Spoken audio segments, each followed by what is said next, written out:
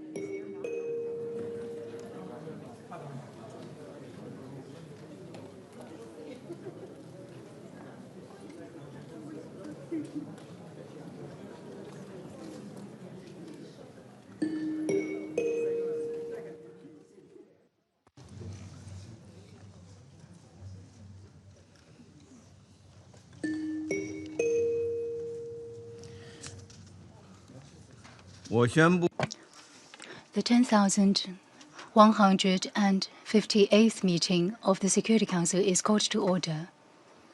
The provisional agenda for this meeting is Threats to International Peace and Security. The agenda is adopted. In accordance with Rule 37 of the Council's Provisional Rules of Procedure, I invite the representative of Ukraine to participate in this meeting. It is so decided. In accordance with Rule 39 of the Council's Provisional Rules of Procedure, I invite the following briefers to participate in this meeting. Ms. Adam Usunu, Director, Crisis Response Division, Office for the Coordination of Humanitarian Affairs. Ms. Vanessa Fraser, Special Representative of the Secretary-General for Children and Armed Conflict. And Mr. Ted Chaiban, Deputy Executive Director, United Nations Children's Fund. It is so decided. The Security Council will now begin its consideration of Item 2 of the agenda. I now give the floor to Ms. Adam Usunu. Mr. President, Excellencies, since we briefed this Council on Tuesday, more civilians have been killed. We are here because of reports of an attack on a college dormitory housing minors and students in Stavlyansk in the Luhansk region. This attack reportedly caused scores of civilian casualties, including children. The situation is still unfolding, and there is much we do not yet know. But what we do know is that the human cost of this war reveals a pattern that defies international humanitarian law. Civilians must be protected. Mr. President, the toll of this war on civilians is staggering, still rising. The statistics bear repeating. Since February of 2022, the United Nations has recorded nearly 16,000 civilians killed and more than 44,000 injured. The real numbers are most certainly much higher. Mr. President, on Tuesday, I briefed this Council on the toll of this armed conflict on humanitarian workers and their assets. It is deeply troubling that I must report more death and destruction. A ballistic missile struck a UNHCR contracted warehouse in Dnipro on the night of 19 to 20 May, killing 2 warehouse workers and destroying more than $1 million worth of aid, including blankets and hygiene kits intended for evacuees and people sheltering in collective sites. This is the 5th hit on humanitarian workers and assets in just 9 days. Excellencies, Mr. President, this must stop. The obligation to protect civilians and civilian objects, including humanitarian workers and their assets, is binding on all parties to this conflict. Directing attacks against civilians and indiscriminate attacks are strictly prohibited under international law. All feasible precautions must be taken to avoid and minimize civilian harm. These obligations do not change depending on the tactics and the weaponry, whether long-range missiles or the cheap short-range drones that are now killing more civilians than any other weapon in this war. Mr. President, protecting civilians also means allowing them to voluntarily leave to safer areas and ensuring they have the essential services to survive. I reiterate OCHA's willingness to work with all parties to support safe, voluntary, dignified evacuations and to ensure sustained humanitarian access to frontline communities on both sides of the line. Excellencies, Mr. President, my asks to this Council are not new. Please use your influence to ensure respect for international humanitarian law and that there is accountability when it is violated. Protect civilians, including children, wherever they are. Ensure rapid and unimpeded humanitarian access to civilians in need across all areas of Ukraine, including those under the control of the Russian Federation. This requires the active engagement of all parties. Civilians enduring these attacks need more than statements of concern. They need concrete action that protects them from death and injury and ensures humanitarian assistance continues to reach them wherever they are and when they need it most. I thank you. I thank Ms. Usunu for her briefing, and I'll give the floor to Ms. Vanessa Fraser. Thank you, Mr. President. I have been following with concern reports from the Luhansk region of Ukraine under temporary occupation by the Russian Federation that an attack overnight on a vocational school and its dormitory in the town of Starobilsk has killed and injured several people, including children. Several individuals may still be trapped beneath the rubble. The United Nations does not have access to the area and is not in a position to confirm details of the reported attack.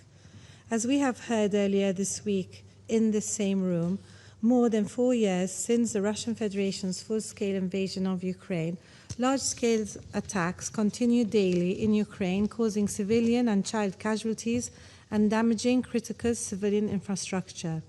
Reported Ukrainian strikes inside the Russian Federation have also resulted in civilian casualties and damage to residential buildings and other civilian objects. I strongly condemn all attacks against civilians and civilian infrastructure. As the Secretary General has repeatedly underscored, such attacks are prohibited under international law and must end immediately. Civilians, children, humanitarian personnel, and civilian objects, including schools and hospitals, must never be targeted. The protection of children must remain paramount. Their homes, their classrooms, and their futures cannot be treated as collateral damage. I also urge all concerned parties to refrain from any actions to put children in harm's way and which would further escalate the already dangerous situation. The reported incident in Starobilsk is a stark reminder of a broader and deeply troubling pattern. Attacks on schools continue to disrupt the education of millions of boys and girls in conflict-affected regions worldwide. When schools are damaged or destroyed, the consequences extend far beyond the immediate loss of infrastructure, sometimes of life too. Children lose not only their classrooms, but also their sense of safety, stability, their routine, and their hope and dreams of their future. This has devastating and lifelong impacts. Schools must remain safe havens, places where learning, growth, and dignity are protected. Education is not only a human right, it is a lifeline. I recently traveled to Ukraine and to the Russian Federation and visited locations impacted by the conflict in both countries. In Ukraine, I visited an underground metro school in the city of Kharkiv, where I spoke with school children who continue learning even under constant air alerts. I have also visited several sites impacted by the conflict. In Ukraine, the impact of the war on education is tragic, and children's access to education and other essential services has been disrupted on a massive scale. According to UN-verified information, over 440 attacks on schools were verified in Ukraine during 2025, making it one of the situations on the Children and Armed Conflict agenda most affected by this grave violation. During my visit to the city of Belgorod in the Russian Federation, I also visited schools and spoke to students and saw firsthand how children have been affected by conflict and visited sites also impacted by this war. Across all conflict-affected regions, from the testimonies I have personally received in different situations I visited in the last months, children and their families and their communities all share the same message. Stop harming children. Put their protection first. Protect their schools. Do not compromise their education, their development, and their future. We must act with urgency and determination. Prove that children affected by conflict matter. Protected schools and education facilities is not an optional. It is a legal and moral imperative. In conclusion, I reiterate the Secretary General's call for a full, immediate, and unconditional ceasefire as a step towards a just, lasting, and comprehensive peace in Ukraine in line with the UN Charter, international law, and UN resolutions. Thank you. I thank Ms. Fraser for her briefing. I now give the floor to Mr. Tej Chaiban.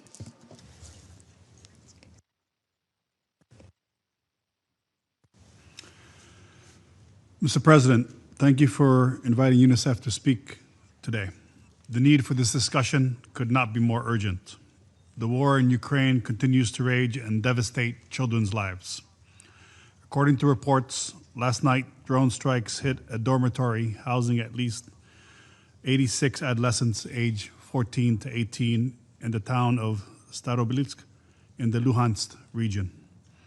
The attack reportedly left 6 dead and dozens of others injured, including children.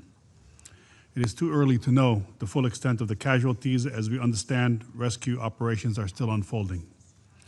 This is yet another example of children paying the price for a war that is not of their own making. According to verified UN data, more than 3,400 children have now been killed or injured since the escalation of the war in 2022. Furthermore, millions of children in Ukraine continue to be affected by the unrelenting hostilities, including by living under air raids with risk of aerial attacks, displacement, and heightened uncertainty and fear that nowhere is safe, even when they go to sleep at night.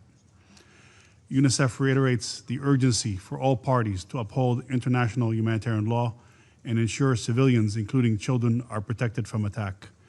We remain concerned at the continued use of explosive weapons in populated areas with technology such as armed drones exposing children to much suffering and traumatic events. In addition, the essential services that children, adolescents, and young people rely on for their survival and well-being continue to come under attack, including homes, schools, health facilities, energy, and water and sanitation systems. We remain particularly concerned about attacks on schools and the devastating effect it is having on students, teachers, and learning. More than 1,780 educational facilities have been verified as damaged or destroyed since 2022. This impacts access to learning today and disrupts education for the years to come. During more than 4 years of war, children have also been forced to flee their homes on multiple occasions. More than a third of Ukraine's children, 2.6 million, remain displaced, including more than 791,000 children inside Ukraine and nearly 1.8 million children outside the country. According to a recent UNICEF survey, 1 in 3 adolescents aged 15 to 19 reported moving at least twice, citing safety as the most common reason for fleeing. Seeking better access to education and other social services was also noted as being a key driver of displacement. Mr. President, Your Excellencies, the constant fear of attacks, endless sheltering in basements, and isolation at home with limited social connections mean children and young people are exhausted. They need support to recover years of lost educational opportunities, lost social engagement, and to heal from unspeakable damage to their mental health and well-being. There has been an alarming increase in mental health challenges faced by children and adolescents in Ukraine. A UNICEF survey in 2025 revealed that almost 1/3 of teenagers report feeling so bad or hopeless that it stopped them from doing their usual activities, with girls particularly affected. I would like to close with 3 asks to this Council. Firstly, there needs to be renewed commitment to ensure parties to the conflict abide by their obligations to protect children in line with international humanitarian and human rights law. Children continue to be killed and injured by the use of explosive weapons in populated areas, and this needs to stop. Secondly, we would echo the call for safe, rapid, and unimpeded humanitarian access across Ukraine, including territory temporarily occupied by the Russian Federation. As a neutral and impartial humanitarian actor, UNICEF remains committed to providing humanitarian assistance and protection to all children in need. And lastly, we need the unanimous support of this Council and member states to use all of their leverage to facilitate a political dialogue that can help put an end to this war and provide hope for millions of children for a lasting peace. Thank you. 感谢 I thank Mr. Chai Ban for his briefing. And I'll give the floor to those council members who wish to make statements. I give the floor to the representative of the Russian Federation. Mr. President, on the 19th of May, at the request of Ukraine and its group of Western supporters, a meeting of the Security Council was held on Ukraine. During that meeting, the permanent representative Melnik, who enjoys flaunting his knowledge of Russian aphorisms and quotes, assured those present in the chamber that, I quote, "Unlike Russia, Ukrainians' armed forces never target civilians. We only destroy military assets in full compliance with international humanitarian law. And we reject all the fairy tales that we have just heard." End of quote.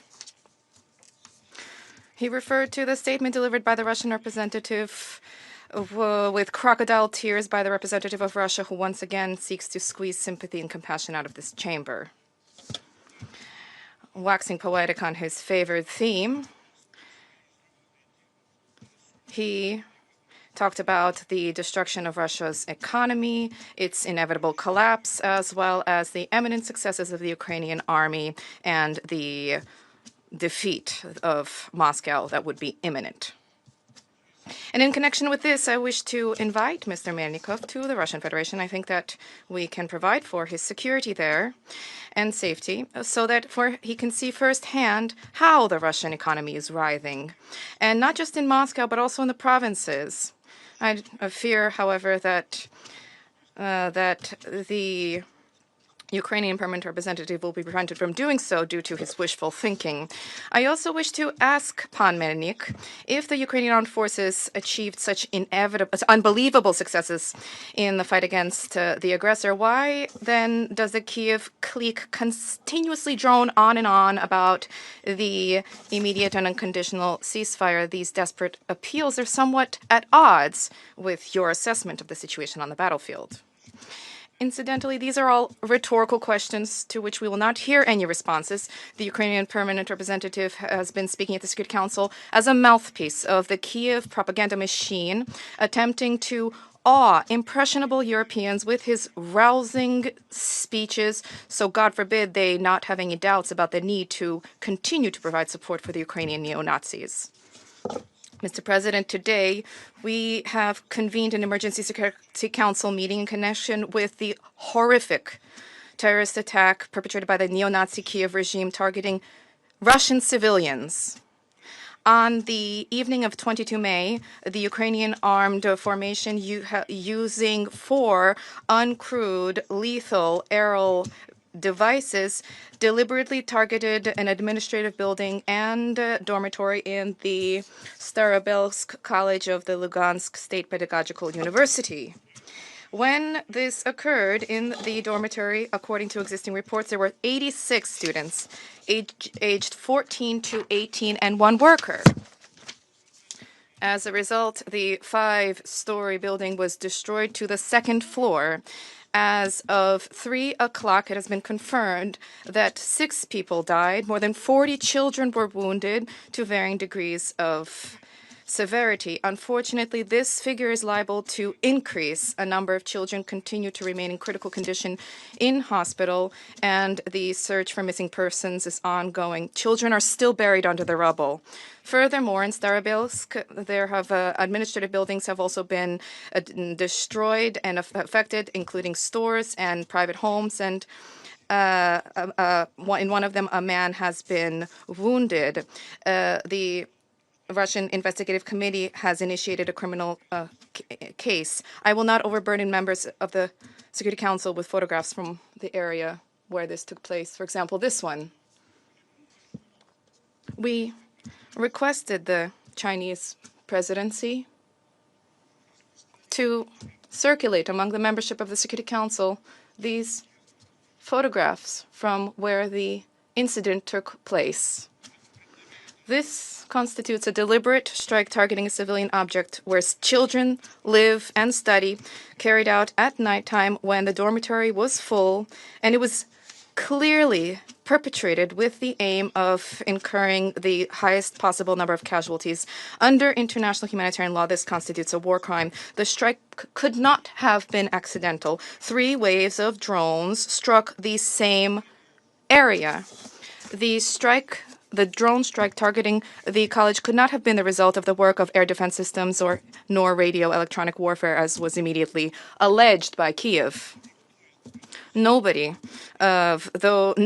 person who was in the building in the area could have in any way participated in military activity, and there were no military objects in the vicinity of the college. This attack targeting sleeping children is the latest piece of evidence about the craven terroristic nature of the anti-humane substance of the Kiev authorities, who are sustaining battlefield losses, and in their agonies they are perpetrating attacks against that which is sacred.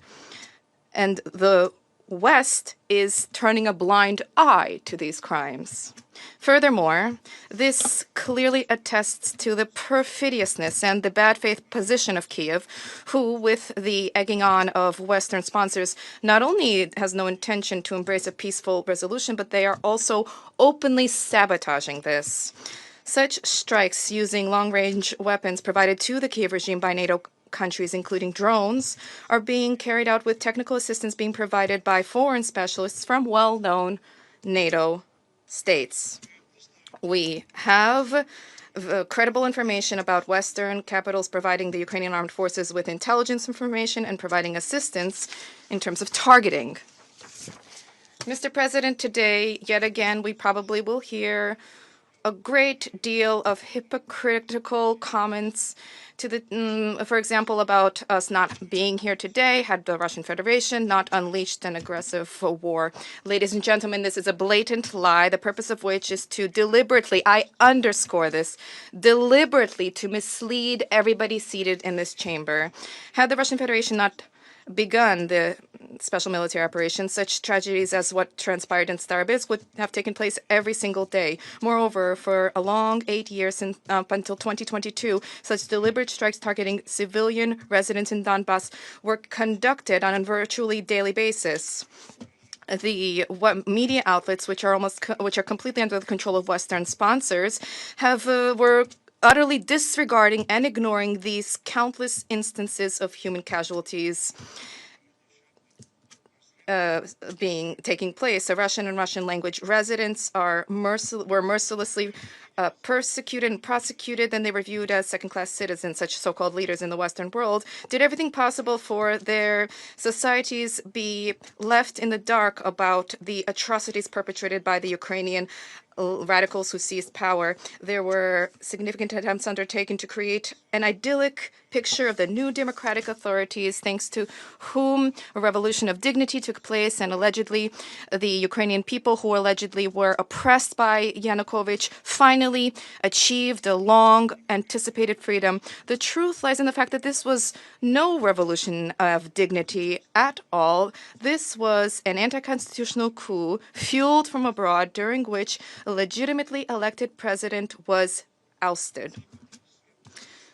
When you will never hear from Western self-proclaimed beacons of democracy about the truth of what took place in Ukraine for all this time beginning in 2014 and what is continuing to take place to this date.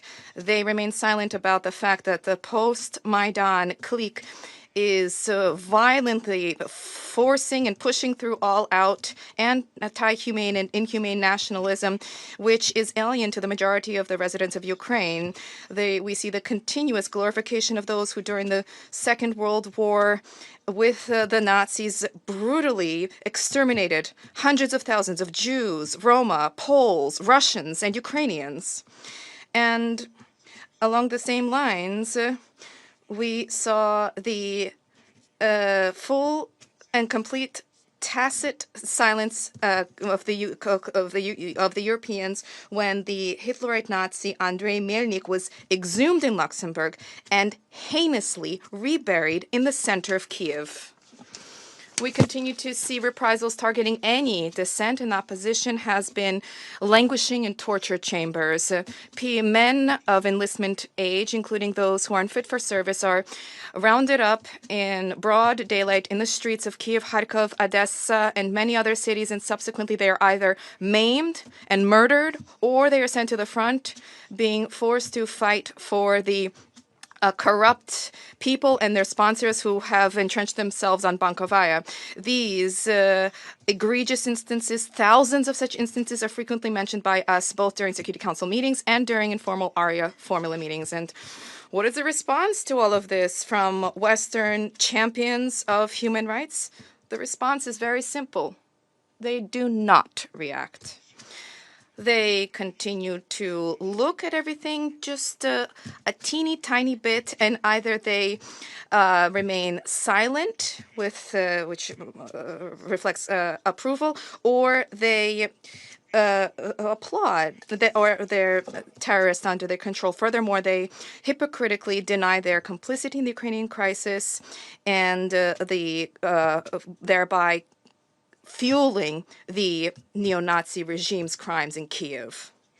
Mr. President, the Kiev neo-Nazi regime never ceased its attacks against civilians and civilian infrastructure in our country, using cruise missiles and long-range multi-rocket artillery of the Western countries.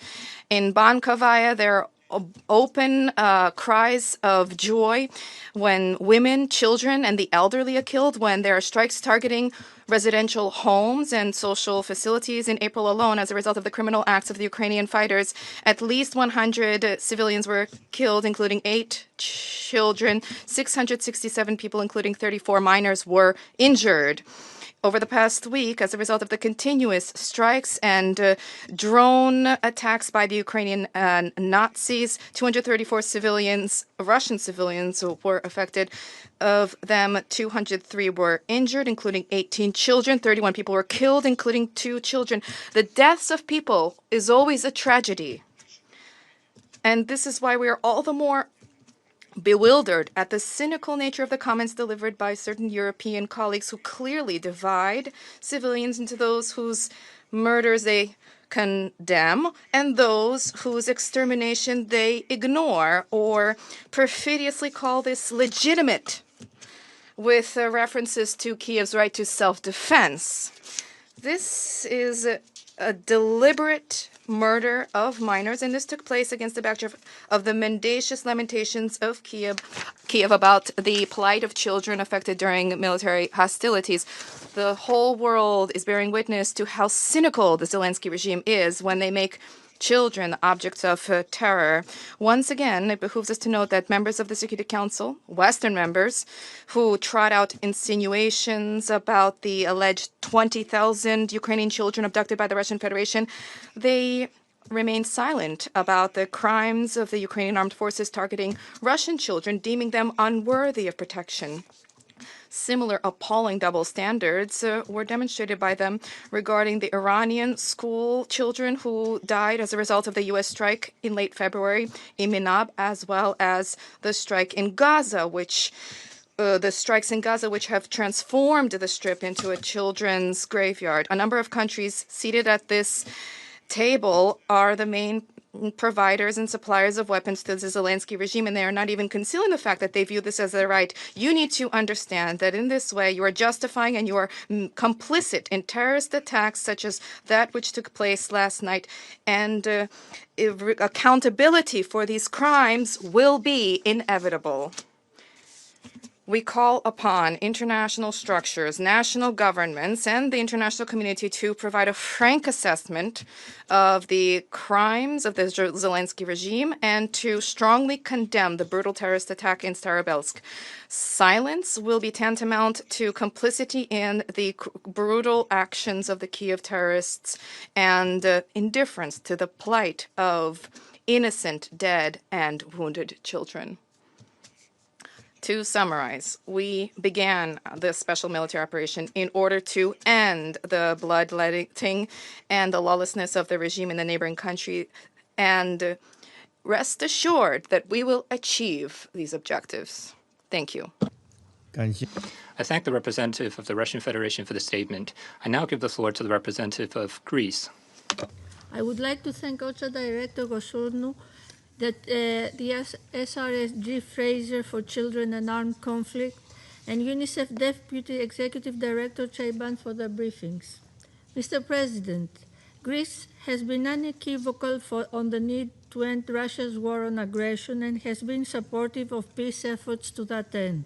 Yet, the bloodshed continues, with civilians suffering the consequences. The time for a comprehensive and sustainable ceasefire is long overdue. The reported attack against a college dormitory in the temporarily occupied territory of Luhansk is another stark reminder of the need to end this war. We call on Russia to allow access to the relevant UN agencies in order to verify and report to the international community. We recall that in blatant violation of international humanitarian law, this war has claimed the lives of almost 16,000 civilians in Ukraine, injuring more than 44,000. These numbers are growing by the day. Protection of civilians in armed conflict is non-negotiable. Compliance with international humanitarian law is not optional. IHL strictly prohibits the targeting of civilians, mandates the humane treatment of detained, and safeguards civilian infrastructure. Protection of children is also non-negotiable. In the course of this war, almost 800 Ukrainian children have been killed, almost 2,800 have been injured, and thousands more have been deported and forcibly transferred to Russia. Mr. President, the UN membership has repeatedly been vocal through multiple General Assembly resolutions on the need for an immediate ceasefire. The same applies for the vast majority of this Council. In this spirit, recent threats against Latvia are neither helpful nor conducive to a peaceful settlement. Greece expresses its full solidarity to Latvia as a fellow EU and NATO member state. Under no circumstances should the spillover of the military operations in the wider region be allowed.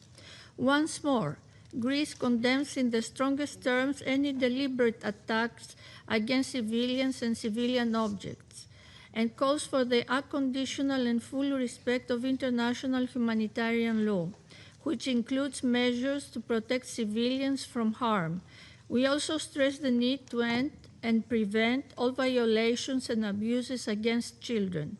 Once more, Greece calls for the silencing of guns, the resumption of dialogue and diplomacy, and a good faith negotiation towards a comprehensive, just, and lasting peace that will be in line with international law, the UN Charter, and will fully respect Ukraine's sovereignty, independence, and territorial integrity.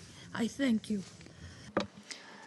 I thank the representative of Greece for the statement. I now give the floor to the representative of Pakistan. Thank you, President. I would like to thank Director Gosurnu, SRSG Fraser, and UNICEF Deputy Executive Director Chaiban for their briefings.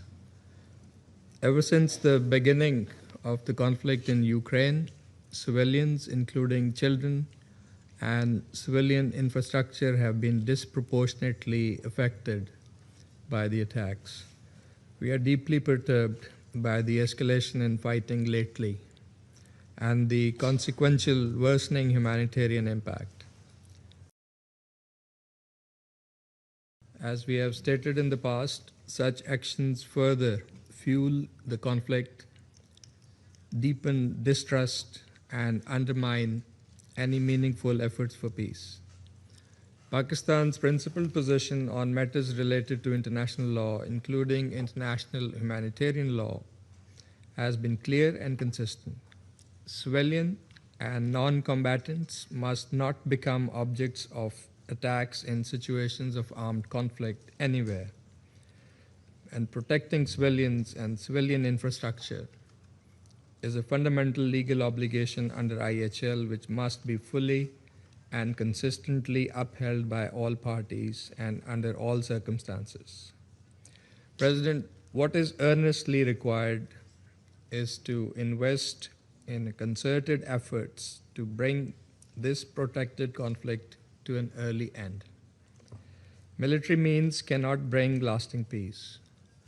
Only a resolute commitment to dialogue, a complete cessation of hostilities, and necessary political will can bring about enduring peace. From the outset, Pakistan has favored and advocated dialogue and diplomacy for peaceful settlement of this conflict. Bringing lasting peace would require commitment to the purposes and principles of the UN Charter and a focus on finding a mutually acceptable solution that corresponds to the legitimate security interests of all sides and the relevant multilateral agreements.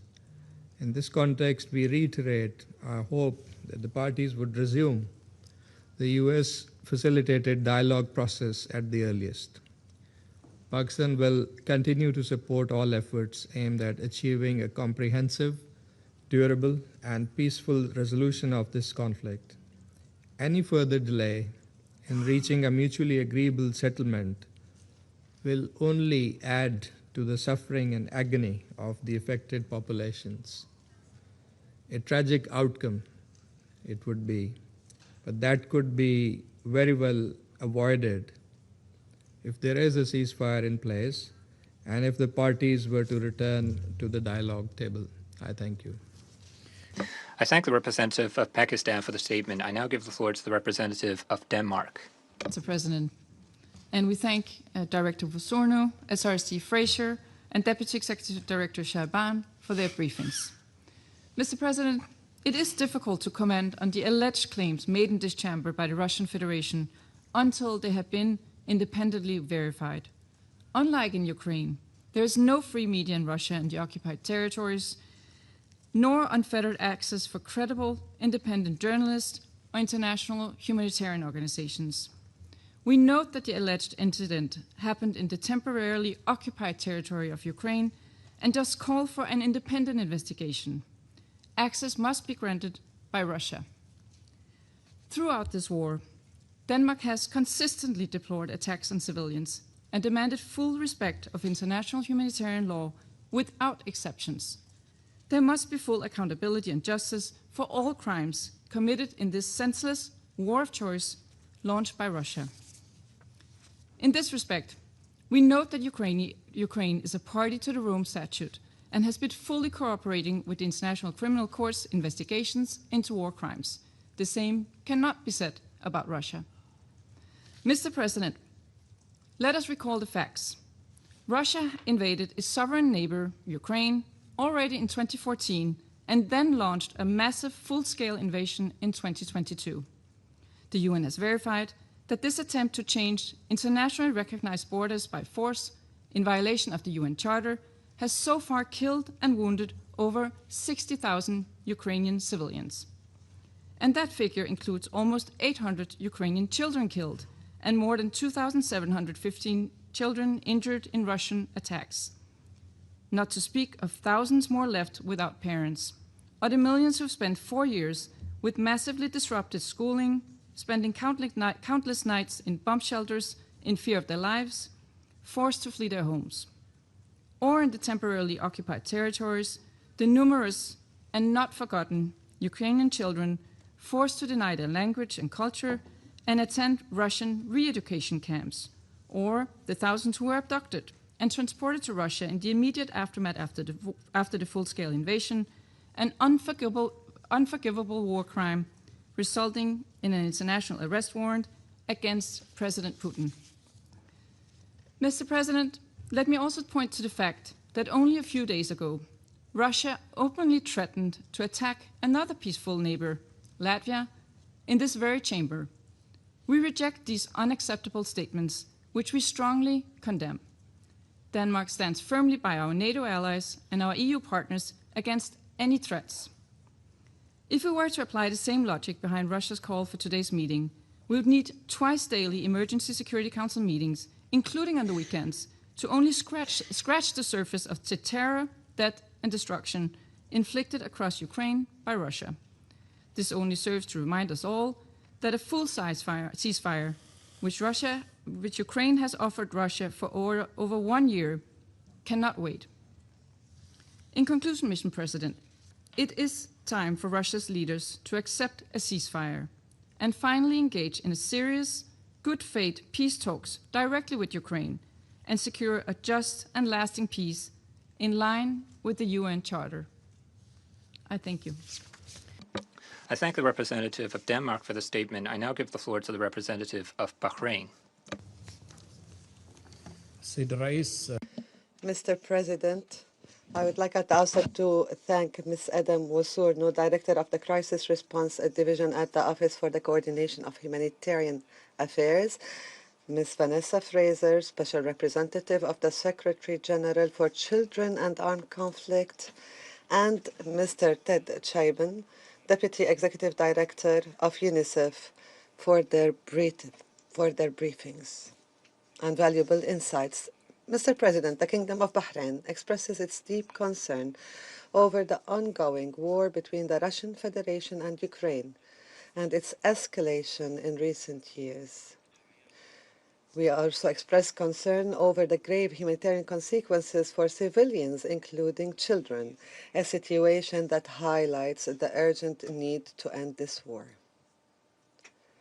In this regard, I would like to highlight the following points. First, the Kingdom of Bahrain stresses the utmost importance of all parties to the conflict to avoid the targeting of civilians, civilian objects, and critical infrastructure, and the need for the parties to respect the provisions of international humanitarian law at all times. Attacks affecting civilians and civilian infrastructure continue to increase, resulting in loss of life and worsening humanitarian and living conditions. This threatens security and stability and undermines international efforts aimed at achieving comprehensive and sustainable peace in Europe and maintaining international peace and security. Second, the Kingdom of Bahrain had previously warned a few days ago in this Council, and today we reiterate this warning about the growing and concerning use of drones in conflicts. This contributes to increasing instability, the indiscriminate targeting of civilians, and poses a long-term threat to international peace and security. Such incidents have been repeatedly observed this year.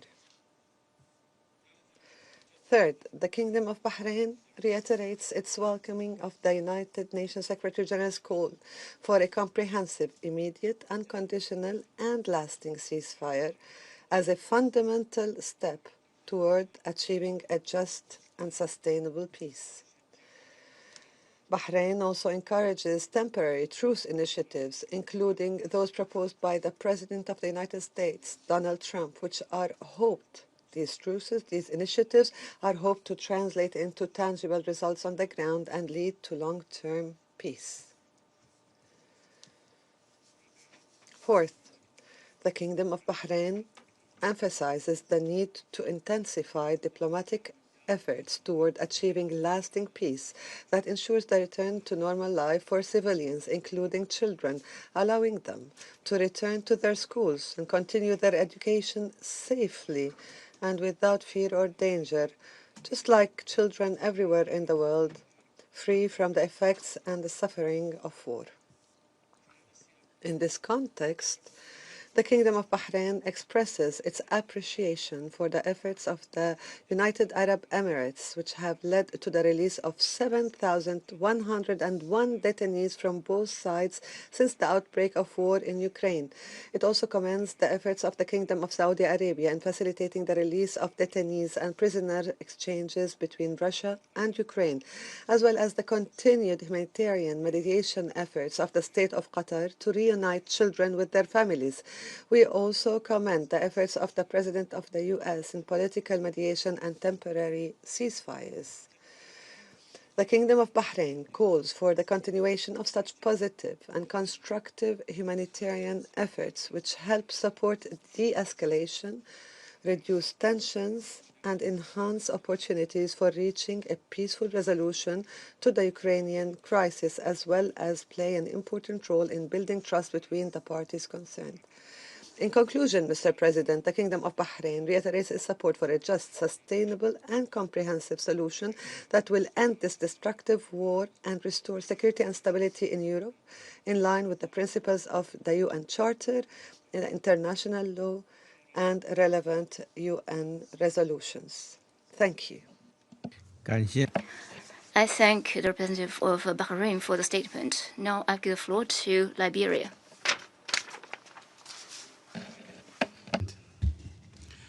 We join in thanking the briefers and welcomes the participation of the distinguished permanent representative of Ukraine. On Wednesday this week, Liberia reminded this council that international humanitarian law exists to place a shield between civilians and the violence of war. Yet, while we in this chamber awoke in safety this morning, we are reconvened this afternoon on claims by a respected member that overnight an attack is said to have struck an academic building and dormitory in Starobilsk, killing and injuring civilians, including children. If confirmed, this will constitute a grave violation of international humanitarian law. Mr. President, Liberia unequivocally condemns any attack directed against civilians or civilian objects, whoever the perpetrator and wherever such acts occur. The principle of distinction is fundamental and non-negotiable. No asserted military advantage can justify the targeting of a dormitory where students are asleep. Let us be clear. Schools are not battlefields, and children must never be targets. Liberia reaffirms its strong support for the Safe Schools Declaration and calls on all parties to honor their commitments to protect students, educators, and educational facilities. Ultimately, we renew our calls for an end to the war and for enhanced diplomatic efforts to achieve a lasting, peaceful solution. In this regard, we wish to call on the Council to demand full compliance by all parties with international humanitarian law, particularly with respect to the protection of civilians and civilian infrastructure.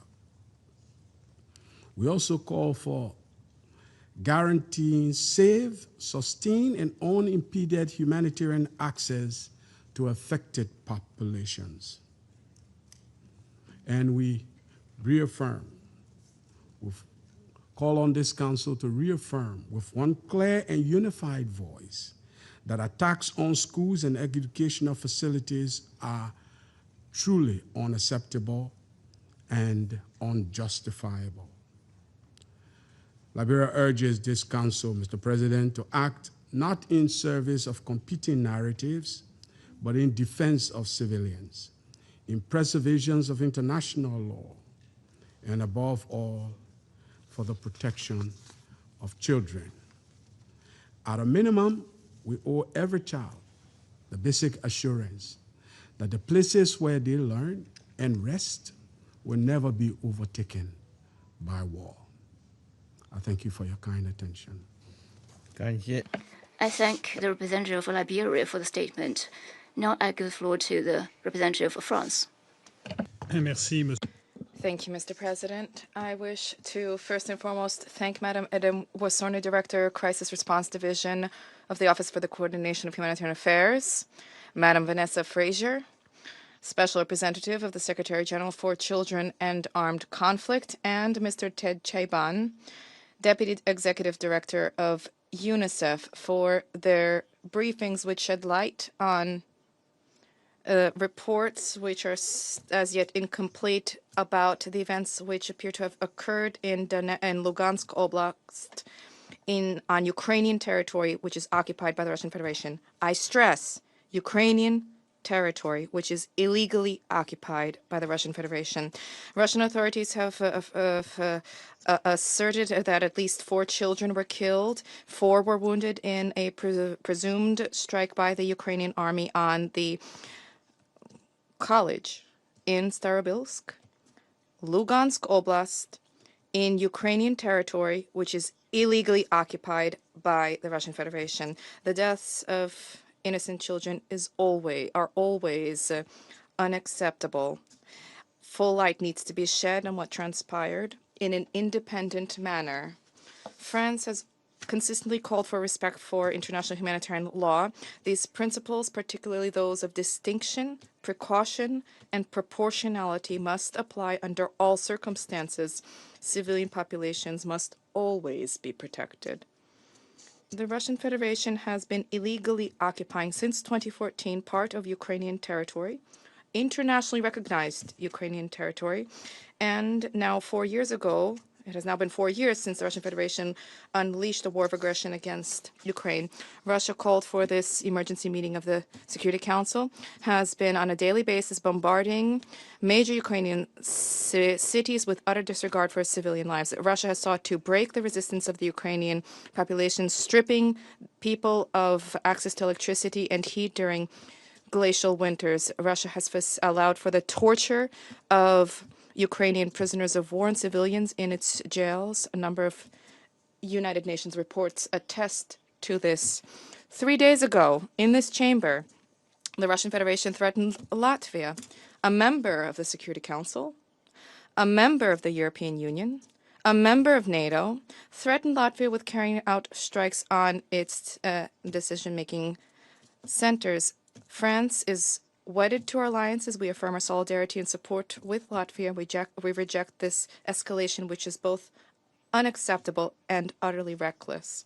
Russia has refused to allow for the extension of the ceasefire after the 9 May celebrations, and this after having done the same with the Orthodox Easter truce in April. It is past time to bring this war to an end.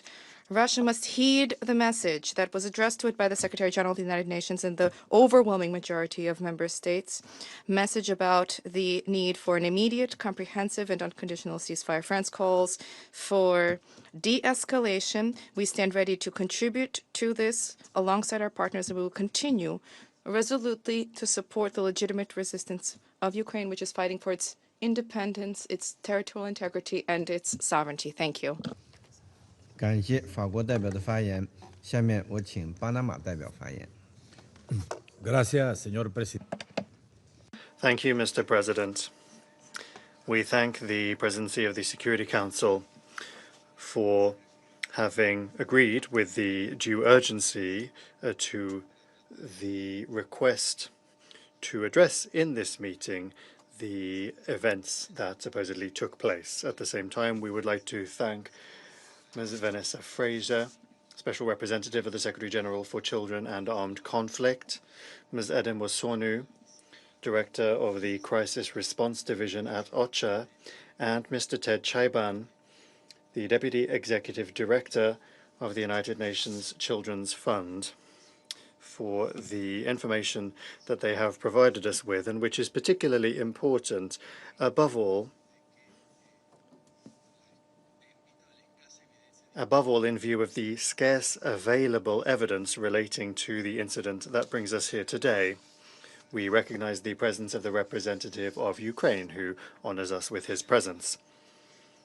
Barely 2 days ago, this council held an open debate on the protection of civilians and civilian infrastructure in armed conflict.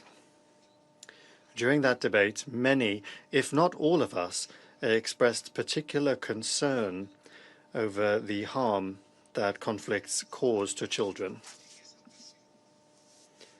On that occasion, our delegation warned that while this council deliberates, at each and every meeting, 14 civilians lose their lives in armed conflicts, according to data from the United Nations. Regrettably, what took place in Luhansk, where it is reported that a drone attack at night against the dormitory of an educational facility took place, and this presents us once again with a painful reality. The available information perhaps does not allow us to fully know or verify the scale nor the total scope of the human consequences of this attack. But we cannot allow that the repetition of war and above all its repercussions against children, we cannot allow it to continue to erode our ability to feel anything, because the great risk of long drawn-out conflicts is not only physical destruction, it is also the moral normalization of suffering. Quite frankly, we have to ask ourselves, when did we start to accept that children could become collateral damage time and again in modern warfare? The most alarming thing is that attacks against schools, boarding schools, universities, and educational facilities no longer generate the same level of international shock that they once did. We have seen this happen in Gaza, in Sudan, Iran, Afghanistan, Nigeria, and Syria. Schools bombed, children wounded, killed, or abducted, classrooms reduced to rubble. Panama has consistently condemned attacks against the civilian population, regardless of where they take place or who perpetrates them.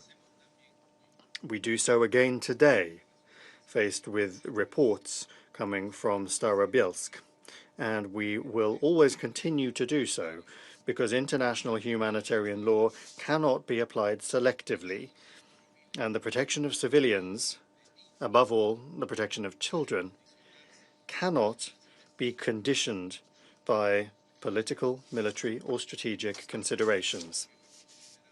The attack that we are considering today requires our attention. Once again, it highlights a deeply alarming reality, one that was recently highlighted in the report of the Secretary General.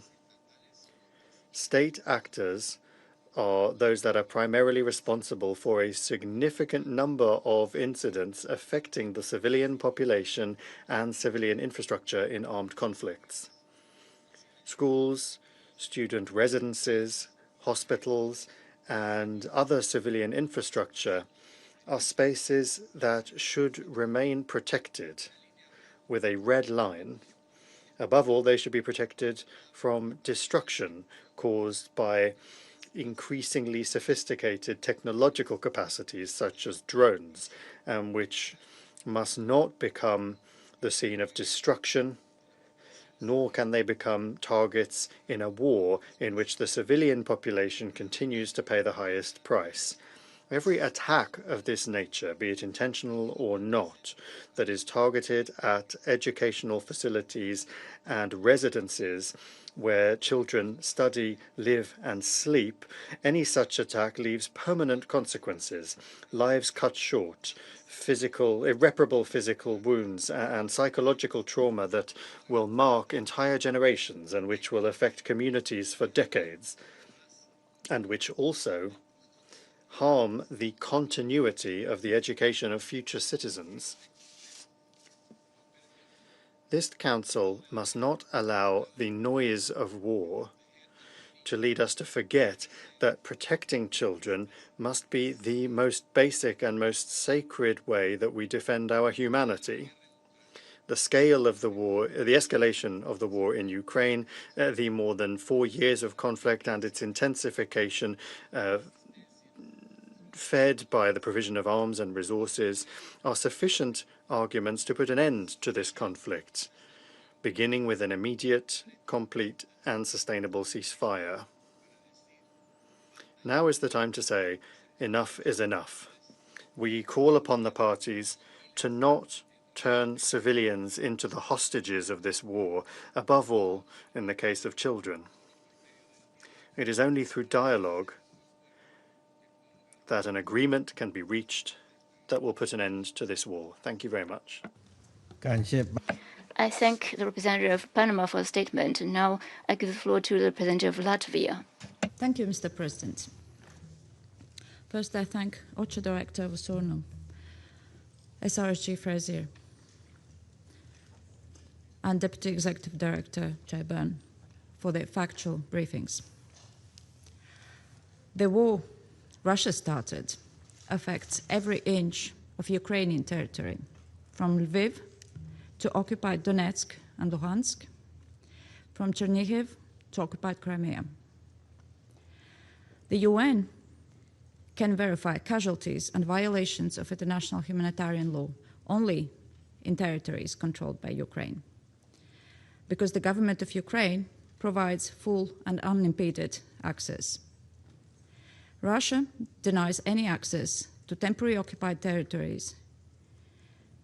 Hence, Russia operates only with its own claims, without verification and without independent media.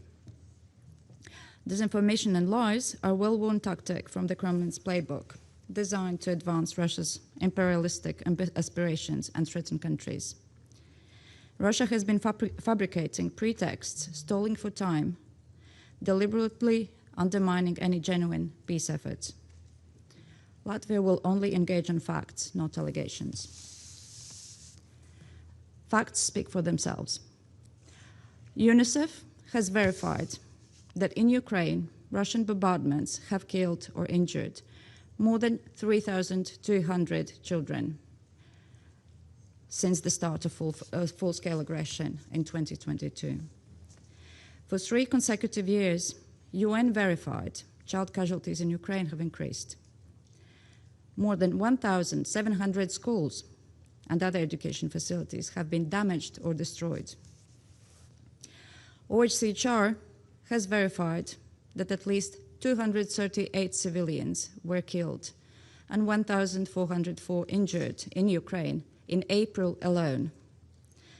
In April, the Security Council held only 1 meeting on Ukraine. WHO has verified at least 2,881 attacks by Russia in Ukraine against healthcare, affecting health workers, facilities, ambulances, and medical warehouses. There are numerous UN investigative reports that detail widespread war crimes and crimes against humanity committed by Russia in Ukraine. Let Russia and its allies remember, accountability for all atrocities committed is not optional. It doesn't have an expiration date. Latvia consistently has been calling on Russia to provide full and unimpeded access to occupied territories, and Russia itself, for UN agencies and international monitors. In every meeting, Latvia has stressed the dire situation in the occupied territories. In February, Latvia underscored again the forcibly transferred Ukrainian children and militarization of Ukrainian children in the occupied territories. In March, we drew the attention to the widespread torture against prisoners of war and civilian detainees taking place in Russia's detention facilities, including in the occupied territories. In April, we highlighted the ethnic, political, and religious persecution of Crimean Tatars, who make up the majority of the political prisoners in occupied Crimea. Last Tuesday, we raised the unacceptable situation in the occupied village of Oleshki, where due to Russian drone attacks and mined roads, civilians are trapped in the village with limited food supplies and no drinking water. Mr. President, it is outright cynical and shameful that Russia has called this meeting today. It is obvious that for Russia, international humanitarian law matters only when it fits its imperialistic goals. Only when Russia will fully cooperate with the UN system and independent monitors, there can be meaningful engagements. So far, there are only attacks on the UN system and independent monitors. Internet blackout imposed on its own population and repression of independent media. So my message is clear. Russia started this war in 2014. Russia can end it. Leave Luhansk, leave Donetsk, leave Sevastopol, leave Mariupol, and let the Ukrainian people live in peace as they did before. Unconditional ceasefire is the first step to achieve a just and lasting peace in line with the UN Charter. I thank you. I thank the representative of Latvia for the statement, and I'll give the floor to the representative of the United States. And thank you to our briefers today. We are following the reports of those killed and wounded in Luhansk overnight. Many questions concerning this attack remain outstanding. The United States again calls for Russia to allow humanitarian workers to access areas under its control.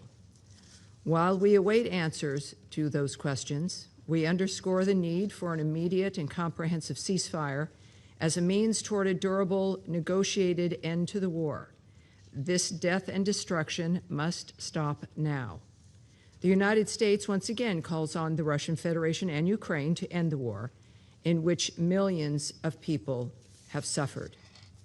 We urge you to negotiate in good faith to end this violence, out of your duty to protect and preserve the lives of your citizens. The fact that I even have to note this highlights the obscene absurdity of our situation. As President Trump has clearly and succinctly stated, I don't think in terms of winning and losing. I think in terms of getting it settled so we stop killing all these people. The United States remains committed to a diplomatic solution and will do whatever it can to bring the war to a durable end. Lastly, we reaffirm our support of our fellow Security Council members and take note of the letter circulated yesterday by Latvia. It is also worth reiterating, the United States fulfills our commitments to NATO. Thank you, sir. I thank the representative of the United States for the statement, and I'll give the floor to the representative of the United Kingdom.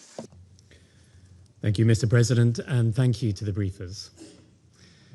We have seen the reports cited by the Russian Federation regarding an alleged drone hit in Starobilsk, Ukrainian territory currently under temporary Russian occupation. At this stage, as we have heard from the briefers, the incident has not been objectively or independently verified. And as Russia refuses to allow any independent verification, we may sadly never get this. The United Kingdom deplores any loss of civilian life or injury, particularly to children. As we and others have noted this week, we should condemn all civilian harm wherever it occurs, and we do. The protection of civilians is a core principle of international humanitarian law. In that context, we must also be clear that there would be no civilian deaths if Russia had not launched its illegal full-scale invasion of Ukraine. As a direct result, Ukraine is subjected to daily sustained bombardment. Since Russia has brought us here today to focus on civilian casualties, let's do that. Today is the 22nd day of this month. In the 22 days so far, Russia has killed at least 170 Ukrainian civilians, including today, when Russian drones hit a residential area in the heart of Dnipro, injuring at least 20 people, including a 9-month-old girl and a 6-year-old boy who are still receiving care. Yesterday, when a Russian daytime attack hit 8 residential buildings, with the attacks injuring at least 19 people, including 3 children. And the day before that, when Russia launched attacks hitting residential buildings, killing at least 8 people and injuring 52 others across the country. And this all comes just days after Russia unleashed the most intense aerial bombardment, the most intense aerial assault of the war so far. In Kiev, Ukrainian authorities report that 24 people were killed and 47 injured, including children, when a residential building was struck in Kiev. I could go on. May is on track to surpass the record high number of civilian casualties that Russia inflicted upon Ukraine in April, as they continue to launch coordinated attacks on critical infrastructure. We should all be focused on preventing the loss of innocent lives. And the truth is that we would not be sitting here today if Russia had opted for diplomacy instead of aggression, in 2022 or at any point since then. Indeed, they continue to reject diplomacy. It was this delegation which, just days ago, egregiously threatened Latvia, another council member in this very chamber. If Russia truly wished to protect civilians, it would agree to the ceasefire. The ceasefire that Ukraine and the rest of the world has been calling for, or better yet, it would end this war outright. Thank you, Mr. President. I thank the representative of the United Kingdom for the statement. I now give the floor to Colombia. Mr. President, thank you for convening this emergency meeting.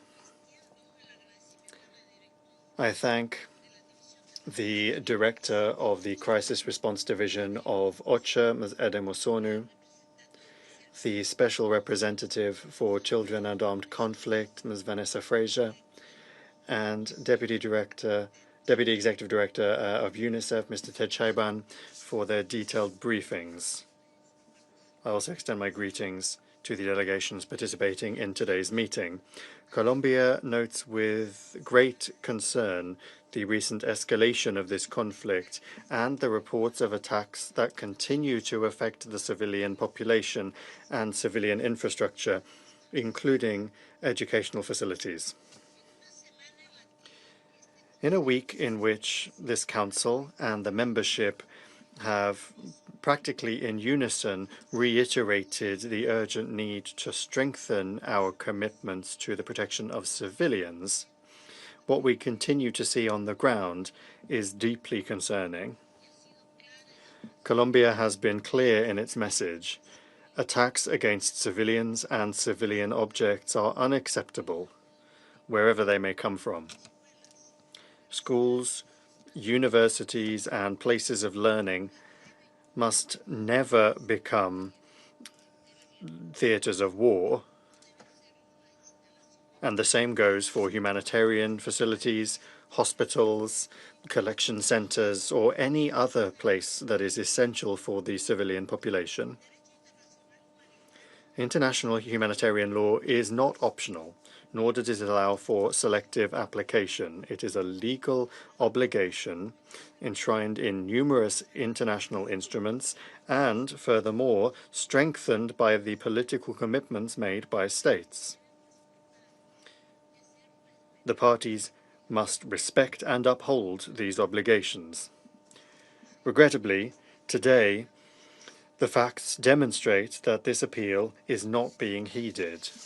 Colombia expresses its profound concern over the escalation in the means and methods of war in this conflict, including the growing and incremental use of drones and their convergence with new technologies.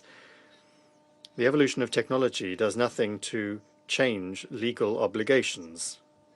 The use of these systems cannot come at the expense of the principles of distinction, proportionality, and precaution.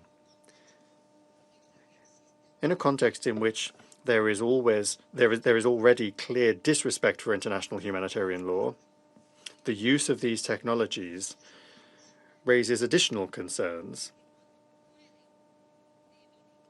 particularly when they can weaken the capacity to distinguish between military targets and the civilian population. Mr. President, Colombia reiterates that the priority must be peace. This conflict will find no solution in a greater escalation or in successive retaliations or the normalization of attacks that continue to claim civilian lives.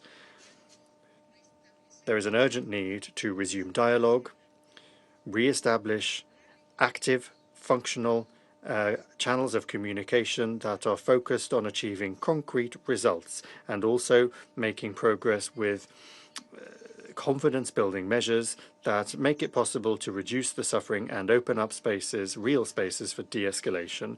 Colombia reiterates its appeal for an immediate ceasefire, not a symbolic one, but a real one, as a first step towards stopping the violence and creating the conditions for moving towards a just and lasting peace. Thank you, Mr. President. I thank the representative of Colombia for the statement, and I'll give the floor to the representative of the Democratic Republic of the Congo. Mr.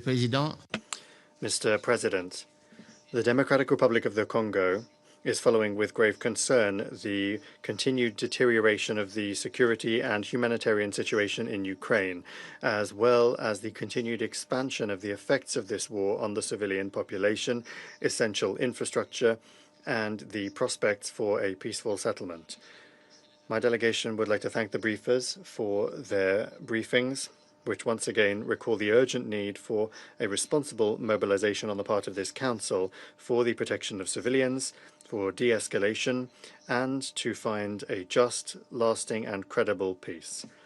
Mr. President, recent reports of a drone attack that hit a establishment housing minors and students in Starobelsk in the region of Luhansk are deeply concerning. 72 hours after our last intervention, the fears that we expressed on the subject of this drawn-out conflict and its repercussions for the civilian population have unfortunately been echoed in the tragedy that has just occurred. You will recall that my delegation drew the attention of this Council on Tuesday to the fact that recent developments in this conflict illustrated a dangerous trend, and this latest attack confirms that trend. The longer this war continues, the more fragile the line between the battlefield and the civilian space becomes, exposing the population to increasingly serious suffering. The Democratic Republic of the Congo would like to firmly recall that the protection of civilians in conflict remains a sacrosanct principle that cannot be contravened nor contextualized by any logic of war or any military consideration. No response can justify the fact that children and schools are attacked. The protection of civilians cannot be selective. It is incumbent upon all parties in all circumstances in accordance with international law, international humanitarian law, and the fundamental principles of the Charter of the United Nations. The Democratic Republic of the Congo recalls once again that there can be no military solution to this conflict. Dialogue and diplomacy represent the only paths towards a lasting settlement of this conflict, for the sake of the population that has suffered all too much. In this regard, my delegation invites all of the parties to exercise restraint and to pursue de-escalation, and this council invite this council to encourage all mediation efforts that are being taken, including by partners. My delegation also recalls that rapid, safe, sustainable and unhindered humanitarian access must be guaranteed for all persons in need. Humanitarian personnel, medical workers, rescue workers, and infrastructure and relief and rescue infrastructure must be protected in all circumstances. The Democratic Republic of the Congo, in this regard, encourages all initiatives that could reduce tensions, preserve the channels of communication between the parties, and steadily rebuild trust. The recent prisoner exchanges demonstrate that dialogue remains possible, even in a context of profound confrontation. Mr. President, faced with the suffering of the civilian population, our collective responsibility cannot be one of indifference, of polarization, or of resignation. It must be that of restraint, of responsibility, and of the sincere pursuit of peace. The Democratic Republic of the Congo therefore calls upon the parties to set aside the logic of confrontation, to strictly comply with their international obligations, to spare the civilian population, and to, with determination, prioritize the path of diplomacy, dialogue, and mediation. To conclude, my delegation reaffirms its commitment to the purposes and principles of the United Nations Charter, respect for international law, and the need for a lasting peace rooted in the security of the populations, responsibility of the parties, and the restoration of confidence. Thank you.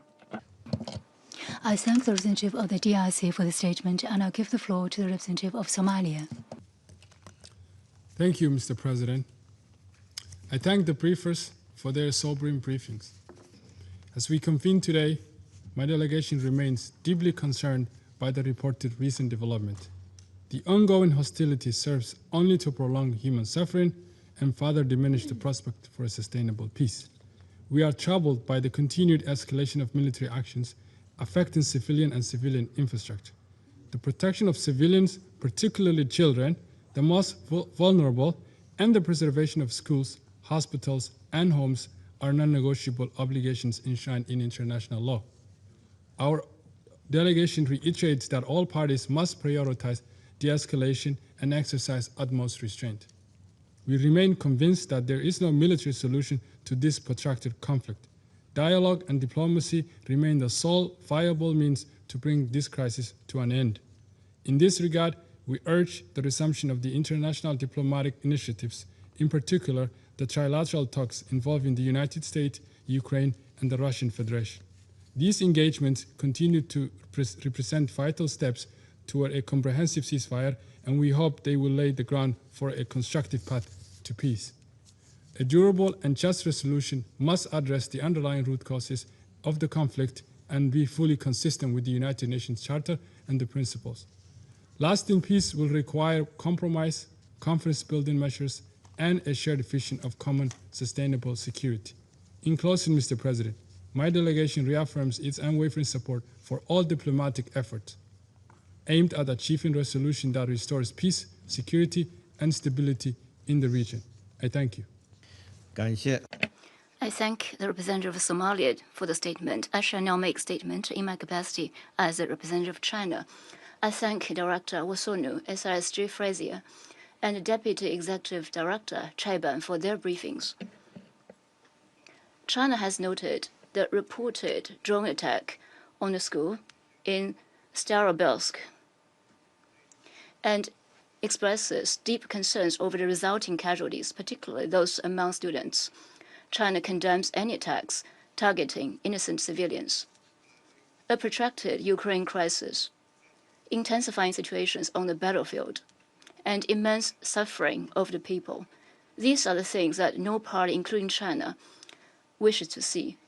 Lately, the parties launched a frequent and large-scale drone and missile attacks, subjecting more and more residential areas, schools, and civilian infrastructure to attacks.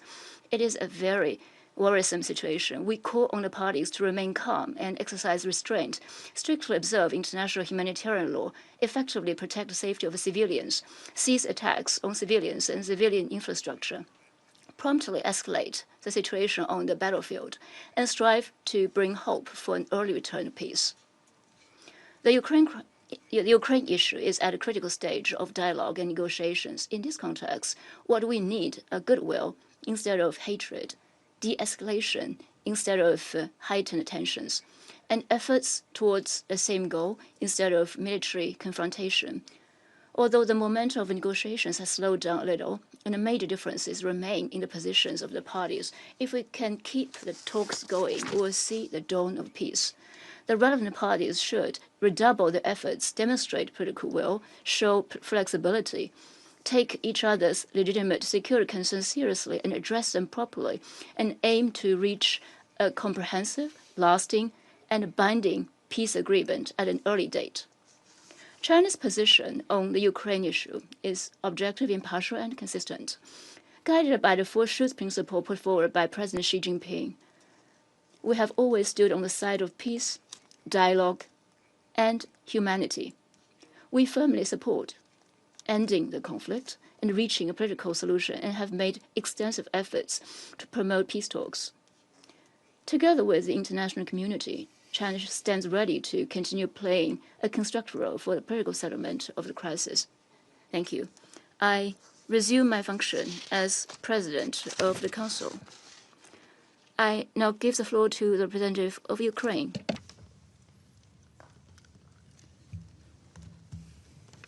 Mr. President, distinguished members of this Council, before I proceed with my statement, I want to react to the invitation of Mr. Nebenzia. I'm not sure that I will have any appetite to visit Moscow. Even when Russia is defeated, even when and after Putin's regime has collapsed, even after Russia has paid war reparations, even when the next government in Russia were to beg on its knees for an apology, even after all the Russian war criminals will be sentenced, there will be no reconciliation between Ukraine and Russia for decades, maybe for centuries. I will even refuse to visit Moscow as a member of Ukraine delegation that will travel to Russia to witness Russia's signature of its declaration of capitulation. Mr. President, unlike on other occasions, I will refrain today from thanking the presidency, and I will not extend the customary words of appreciation for the convening of this emergency meeting, as neither the facts nor the circumstances provide any legitimate justification for placing this matter before the Security Council this afternoon. What we have been witnessing over recent months, both at the previous meetings of this Council and today, is a shameless attempt by the Russian Federation to turn reality upside down and to present itself here as a victim. This recurring exercise in political theater staged by Russia in this chamber is not only entirely predictable, but also profoundly disrespectful to the members of this Council. The rationale behind this shameless performance, orchestrated once again by the Russian delegation in this distinguished hall, is as self-evident as the contempt it demonstrates towards its Council. The Ukrainian delegation wishes to express its profound concern that Russia, having appropriated the permanent seat of the former Soviet Union at the Security Council, under legally questionable and dubious circumstances, continues to exploit this unmerited privilege with growing cynicism and complete disregard for this Council. It is truly alarming and disturbing that Russia, which hijacked this seat without any proper legal procedure, keeps abusing this privilege relentlessly and without the slightest sense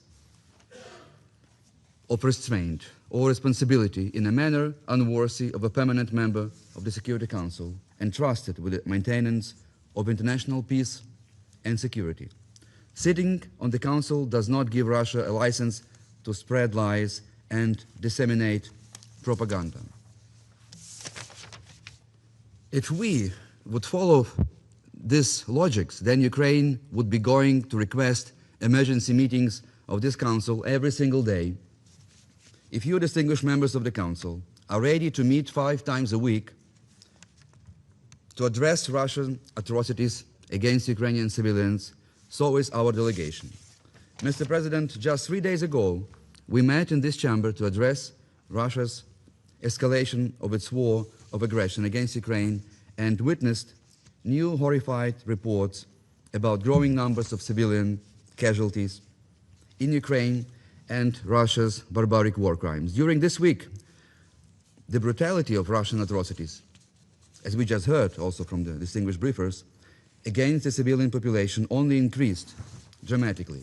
478 attack drones and ballistic missiles were launched against Ukraine in the last 3 days only. As a result of these strikes, 3 civilians were murdered and over 30 people were seriously injured. On May 20th, Russia struck the city of Konotop in the Sumy region with drones killing 1 person and injuring 11 civilians. A multi-story residential building was hit with floors from the 2nd to the 4th destroyed.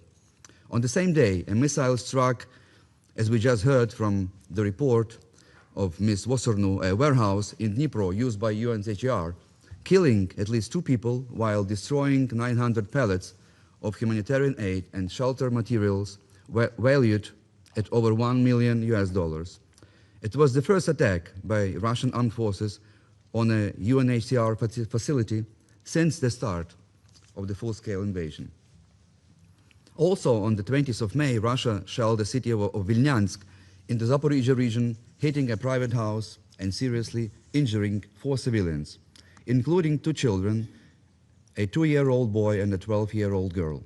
Just yesterday, Russian troops attacked the city of Dnipro again, damaging residential high-rise buildings and injuring 19 people, including children, a 6-year-old boy, a 9-month-old girl, and a 13-year-old boy.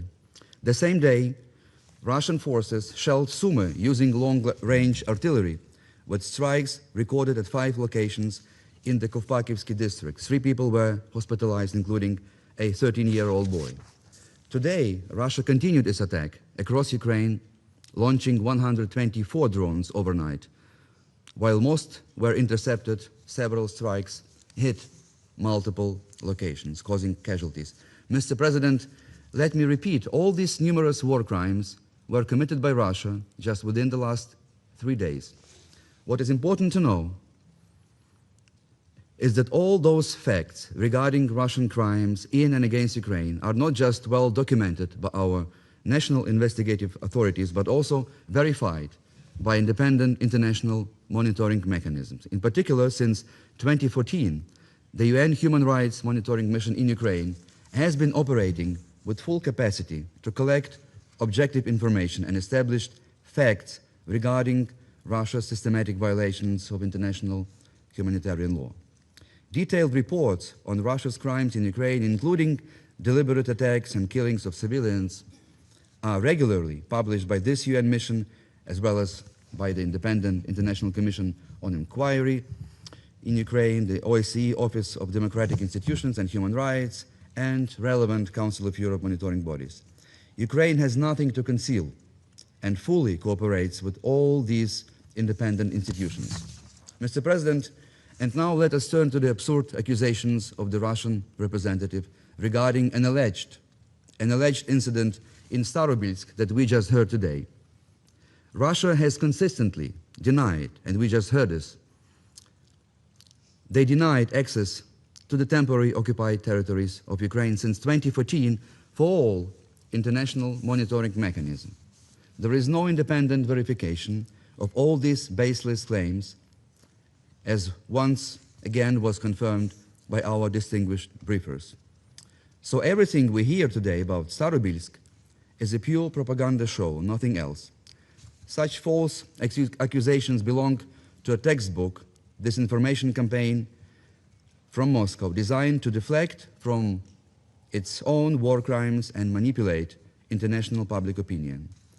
These groundless allegations fit a well-documented pattern of Russian disinformation operations aimed at distorting reality, creating confusion, and evading responsibility. To establish the truth about what is happening in Starobilsk, as well as in other occupied towns and villages of Ukraine, including Donetsk, Luhansk, Kherson, Mykolaiv, and Crimea, all these territories must be liberated from Russian occupation, and they will be liberated. Mr. President, Ukraine again categorically refutes all false accusations regarding this incident in Starobilsk.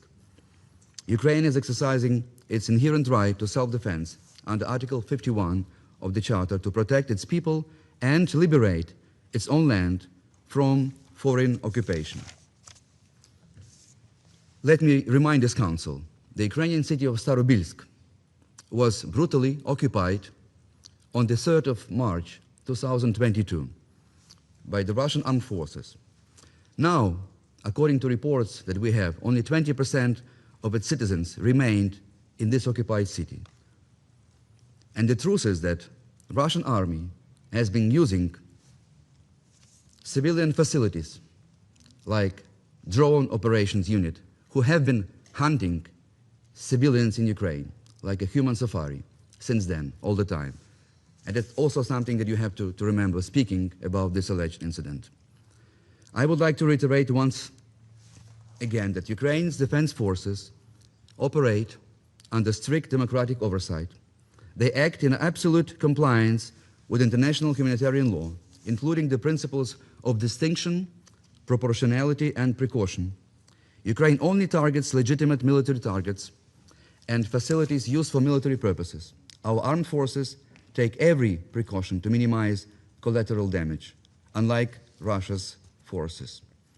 The operations on the night of May 22 exclusively targeted the Russian war machine. The strikes successfully neutralized an oil refinery which was fueling occupation forces, ammunition depots, air defense assets, and also command centers. Mr. President, the hypocrisy of Russia's Federation knows no limits. The Russian representative routinely uses mirror propaganda, accusing Ukraine of the exact war crimes that Moscow commits daily. Russian troops continue to deliberately target Ukrainian cities as we speak, energy grids and residential areas, while Ukraine surgically dismantles the military infrastructure enabling those attacks. Mr. President, I would pose what is perhaps a rhetoric question to this chamber. For how much longer will the members of the Security Council, those who rightfully serve here, either by virtue of the UN Charter or by the trust vested in them by the General Assembly, continue to tolerate this cynical instrumentalization by Russia, this undisguised mockery at the hands of the Russian self-appointed impostors seated among us?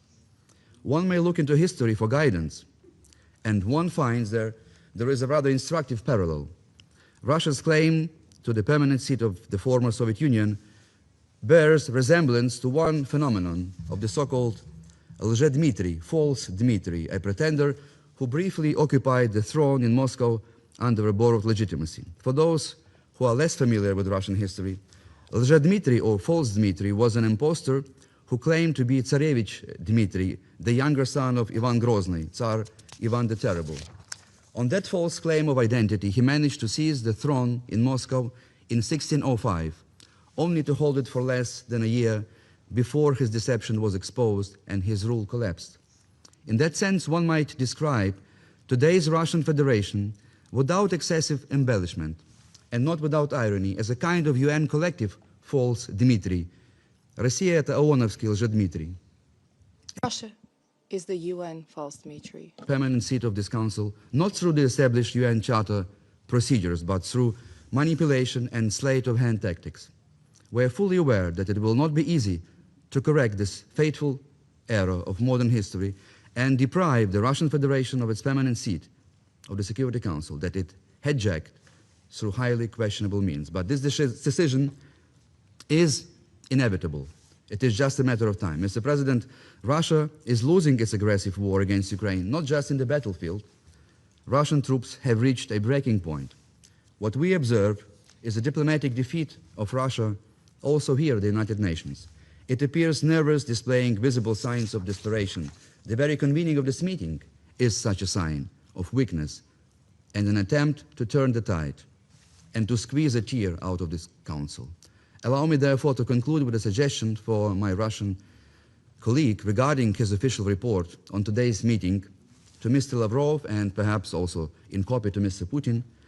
As you may anticipate, I will formulate it in a language that they are unlikely to misunderstand. So your telegram to Moscow, Mr. Nebenzia, shall be very brief. Шеф, все пропало. All is lost. I thank you. I thank the representative of Ukraine for this statement. The representative of the Russian Federation has asked the floor for a further statement. I give him the floor. Mr. President, I am very pleased at the knowledge of the Ukrainian permanent representative about Russian history, but with your permission, I will not enter into a dialogue with him because this is a pointless and there's a useless initiative. I would like to talk about something else. Frankly speaking, it is somewhat awkward, and I'm a little bit ashamed for certain members, colleagues of the Security Council. We knew that we would hear what we would hear from European members of the Security Council, something similar, but today their cynicism has reached staggeringly high levels. Not a single one of them deigned to even mention the dead children in Starobelsk. The representative of Denmark stated that that apparently that there's no access to them. Do you need access to rubble? Or perhaps you will allege that Russia itself did that, or these are computer-based graphics? You allege that you cannot, that there's no independent corroboration of this not being staged, but even the headquarters of the Ukrainian armed forces have confirmed that they struck Starobilsk. This is not even hypocrisy, not even double standards. This is a blatant mockery of child victims. We stated in we said in our statement that there are victims for you who warrant grief and those who do not warrant it. Hearing you, I'm talking about those present, the members of the European Union, those who are absent, is a mockery, a defamation of the feelings of those who suffered, irrespective on which side. How did we reach this point? European representatives do not view children, the young students of Starobilsk, the residents of Donbass, and the people in Russia as people. This does not dehumanize them. This dehumanizes you, those of you who are seated here making such statements. Are you really not ashamed of making such statements, saying what we hear today? This is a form of the dance on the bones of those who have perished. This is disgusting to me. I would have genuinely been sorry for you had it not been for your vile cynicism and mockery of the memory of the dead. Thank you.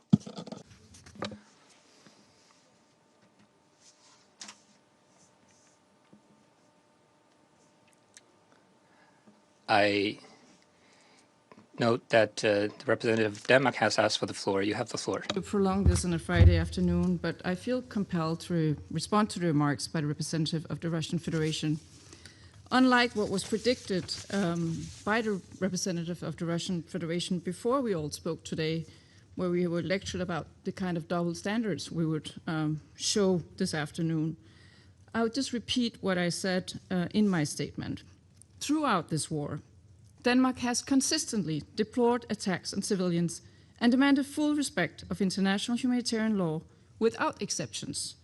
There must be full accountability and justice for all crimes committed in the senseless war of choice launched by Russia. This, of course, includes any kind of killing or maiming of children, which we have repeatedly said in this chamber. So no, we do not feel shame. And actually, yes, we would like to have access, because this is exactly what we demand in any situation in this chamber. We would like to have independent verification so we know what we're talking about. It has not been possible in this hour. So thank you very much. 现在发言名单上。 There are no more names inscribed on the list of speakers. The meeting is adjourned.